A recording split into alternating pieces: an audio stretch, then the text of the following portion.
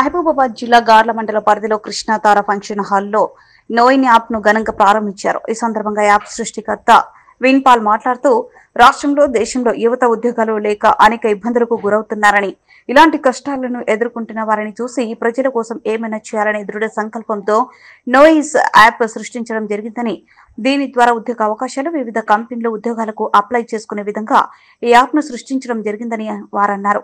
నేడు సోషల్ మీడియాలో ఇన్స్టాగ్రామ్ ఎంత అభివృద్ధి చెందిందో మనందరికీ తెలుసని, దానికి ధీటుగా ఈ యాప్ ను ప్రారంభించడమే నా లక్ష్యమని వారి ప్రకటనలో తెలియజేశారు. దీని ద్వారా నిరుద్యోగ యువతకు అనేక అవకాశాలు లభిస్తాయని, తద్వారా నిరుద్యోగుల సమస్యలు పూర్తిగా నివారించవచ్చని వారు తెలియజేశారు. ఇప్పుడు 300 బిలియన్స్ తో అది టర్నోవర్ ఇండియాలో నడుస్తుంది. అదేవిధంగా మోజ్ బెంగళూరులో పెట్టారు, మన ఇండియన్ యాప్. అది సుమారుగా ఒక 700 crores టర్నోవర్ తో అది ఇప్పుడు నడుస్తూ ఉంది.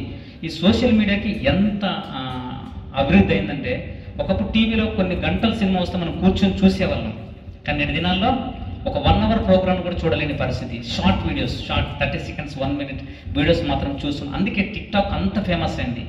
కేవలం అందులో మన యొక్క డేటా మిస్యూజ్ అవుతుందనే టిక్ టాక్ను మన ఇండియాలో బ్యాన్ చేయడం జరిగింది. కానీ అలాంటి ఆలోచన టిక్ టాక్ బ్యాన్ అయింది కదా, మనం ఎందుకు మన దేశంలో సొంతంగా మనం యాప్ పెట్టకూడదనే ఆలోచన మనకు వచ్చినప్పుడు, ఆ ఆలోచన వాళ్ళకి తెలియజేసినప్పుడు విన్పాల్ బ్రదర్ దీని గురించి ఎంతగానో శ్రమించి కోడింగ్ రాసి, ఆ కోడింగ్ని ఇప్పుడు యాప్ రూపకర్తంగా డెవలపింగ్ ఇచ్చినప్పుడు అది డెవలప్ అవుతూ ఉంది. కాబట్టి ఇది మన ఇండియన్, స్పష్టంగా మన తెలుగు వాళ్ళు గార్ల ప్రాంతానికి మండలానికి చెందినటువంటి ఒక దైవజనుడి యొక్క కుమారుడు విన్పాల్ ఈ యాప్ని తయారు చేయడానికి తను ఎంతగానో కష్టపడి కోడింగ్ 6 monthsలో రాయడం జరిగింది.